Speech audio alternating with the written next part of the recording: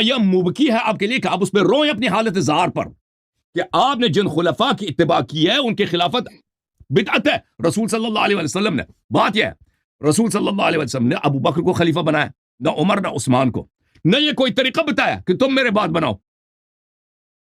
اگر یہ ہوتا کہ بھئی ابو بکر عمر کو نہ بناتا نا, اجازت دے میری بات ختم, ابو بکر عمر کو خلیفہ نہ بناتا لیکن یہ کہتا کہ بھئی میں نہیں بناتا تم بنا دو, پھر بھی شرعی ہوتا نا, پھر بھی شرعی ہوتا. بات یہ کہ رسول صلی اللہ علیہ وسلم نے نہ ابو بکر کو بنایا, نہ عمر کو بنایا, نہ عثمان کو بنایا, نہ امت کو یہ اجازت دی کہ تم خلیفہ بنا سکتے ہو, بلکہ انہوں نے خود بنا دیا ہے. کس کو بنا دیا؟ سید المسلمین, امیر المؤمنین, امام المتقین, اسد اللہ الغالب, مطلوب کل طالب, علی بن ابی طالب علیہ السلام اور اہل بیت طاہرین علیہ السلام کو. یہ ان کی اپنی کتابوں میں بری پڑی ہے.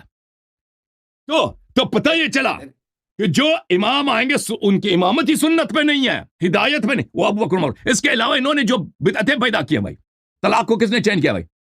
یہ 3 طلاق کس نے؟ عمر نے بنایا نا. تراویح کس نے بنایا؟ عمر نے بنایا. اور بھائی فدق کو کس نے غصب کیا؟ یہ بدعتیں جو رسول صلی اللہ علیہ وسلم نے فرمایا کہ میرے سنت پہ نہیں ہے, یہ بالکل یہی ہے. جی سر بولیں. اس کے علاوہ ہمارے پاس بہت سارے دلائل ہیں.